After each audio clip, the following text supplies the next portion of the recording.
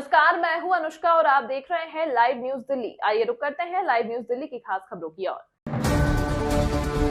दिल्ली के मुस्तफाबाद में बुधवार को एक जनसभा को संबोधित करते हुए एआईएमआईएम सुप्रीमो अजदुद्दीन ओवैसी ने आम आदमी पार्टी के नेता अरविंद केजरीवाल पर जमकर निशाना साधा।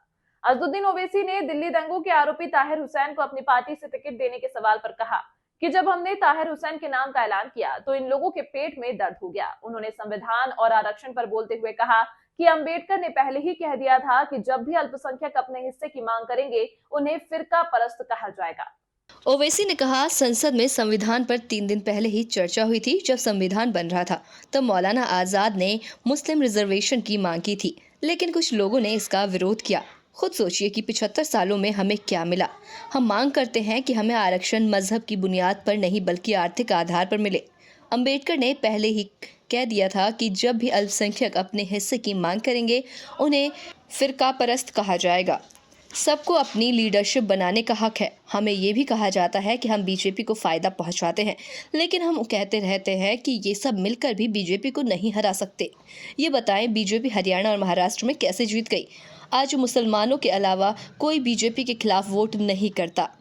ताहिर हुसैन को दिल्ली विधानसभा चुनाव में टिकट दिए जाने को लेकर ओवैसी ने कहा, जब हमने ताहिर हुसैन के नाम का ऐलान किया तो इन लोगों के पेट में दर्द हो गया। ये वही लोग हैं जो ताहिर हुसैन की छत पर बैठकर खाते हैं। आज दो सीएम को बेल मिल गई, लेकिन मुसलमानों को जमानत नहीं मिलती। मेरे जाने के बाद लोग आएंगे और कहेंगे कि ओवैसी जज्बाती तकरीर करते हैं। इम्तियाज जलील को हराने वाले कौन थे? मुसलमान थे। आपके पास भी ऐसे लोग आएंगे। कैसे धर्मनिरपेक्षता? केजरीवाल को जमानत मिल जाती है, हमें नहीं मिलती। ये डराएंगे कि गब्बर सिंह आ जाएगा, लेकिन आपको डरना नहीं है। दिल्ली के सीएम ने दंगों में मारे गए एक पक्ष के 1 करोड़ दिए, लेकिन दूसरे पक्ष को नहीं। भारत में सब समाज की लीडरशिप बन सकती है, मगर अगर किसी एक समाज की सियासी लीडरशिप अगर कोई बर्दाश्त नहीं करता तो वो मुसलमानों की सियासी लीडरशिप को कोई बर्दाश्त नहीं कर सकता। मंशा और मकसद एक ही है कि हम गुलामी करते रहें, हम भीख मांगते रहें, हम इख्तिदार में हिस्से का मुतालबा ना करें। हम इंसान हैं और जिस तरह हर किसी को अपने समाज की लीडरशिप बनाने का कासिल है, उसी तरह भारत के मुसलमानों को भी अपनी लीडरशिप बनाने का इख्तियार हासिल है। हम क्या दुनिया में इसलिए पैदा हुए कि तुमको जिताएं, तुमको कामयाब करें, और हम वोट तुमको डालें और तुम बीजेपी को रोक नहीं पाते हो। बीजेपी इख्तिदार पर दोबारा आ जाती है। संसद के शीतकालीन सत्र के दौरान मंगलवार को केंद्रीय कानून मंत्री अर्जुन राम मेघवाल ने लोकसभा में one nation one election bill पेश किया। इस बिल के लिए लोकसभा में वोटिंग कराई गई। इस दौरान भाजपा के कई सांसद मौजूद नहीं थे, जिसमें मोदी कैबिनेट में शामिल 3 बड़े मंत्रियों नितिन गडकरी, गिरिराज सिंह और ज्योतिरादित्य सिंधिया के नाम भी शामिल हैं। सूत्रों के मुताबिक पार्टी अब गैर हाजिरी रहने वाले सांसदों को नोटिस भेजेगी।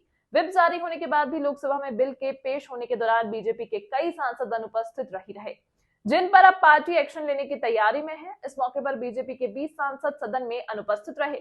सूत्रों के मुताबिक पार्टी ने अब उन सांसदों को कारण बताओ नोटिस जारी किया। इसमें उनसे पूछा जाएगा कि आखिर क्यों वह लोकसभा में वोटिंग के दौरान गैर हाजिर थे। भाजपा ने अपने लोकसभा सदस्यों को सदन में मौजूद रहने के लिए 3 लाइन का एक व्हीप जारी किया था कि वे इन विधायकों की पेशी के दौरान सदन में मौजूद रहें। नोटिस उन सांसदों को भेजे जाएंगे जिन्होंने इस निर्देश की अवहेलना की है। हालांकि स्पष्ट नहीं है कि अनुपस्थित रहने वाले सांसदों ने पार्टी को अपनी अनुपस्थिति के कारणों के बारे में सूचित किया था या नहीं। रिपोर्ट के अनुसार कुछ सांसदों ने पार्टी को इसके बारे में जानकारी दी है। 20 सांसदों की इस लिस्ट में केंद्रीय मंत्री गिरिराज सिंह, नितिन गडकरी, ज्योतिरादित्य सिंधिया, जगदम्बिका पाल, शांतनु ठाकुर, CR पाटिल समेत कई नाम शामिल हैं, जो वोटिंग के दौरान सदन में मौजूद नहीं रहे। इनके अलावा BY राघवेंद्र, विजय बघेल, उदय राजे भोसले, जगन्नाथ सरकार, जयंत कुमार रॉय, V सोमन्ना, चिंतामणि महाराज भी सदन में उपस्थित नहीं रहे। तो वहीं दूसरी ओर लोकसभा में बिल को लेकर जबरदस्त हंगामा हुआ। विपक्ष के सांसदों ने इस बिल को लोकतंत्र के खिलाफ बताया। लोकसभा में इस बिल को स्वीकार कर लिया गया। One nation one election bill पर लोकसभा में हुई वोटिंग के दौरान इसके पक्ष में 269 वोट पड़े, जबकि 198 सांसदों ने इसका विरोध किया। मुंबई के गेटवे ऑफ इंडिया के पास बुधवार 18 दिसंबर को बड़ा हादसा हो गया। बीते दिन शाम 4 बजे बुचर द्वीप पर नौसेना की मोटर बोट एक यात्री बोट नीलकमल से टकरा गई, जिससे 13 लोगों की मौत हो गई। मरने वालों में 3 नौसैनिक भी शामिल हैं।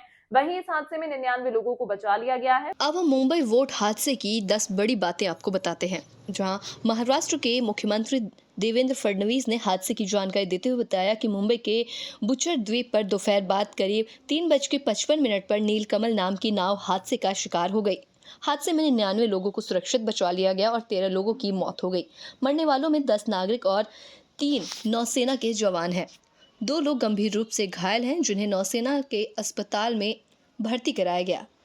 वहीं देवेंद्र फडणवीस ने कहा कि 11 क्राफ्ट और 4 हेलीकॉप्टर की मदद से नौसेना, तटरक्षक और पुलिस ने बचाव अभियान चलाया है। लापता लोगों की अंतिम जानकारी सुबह दी गई।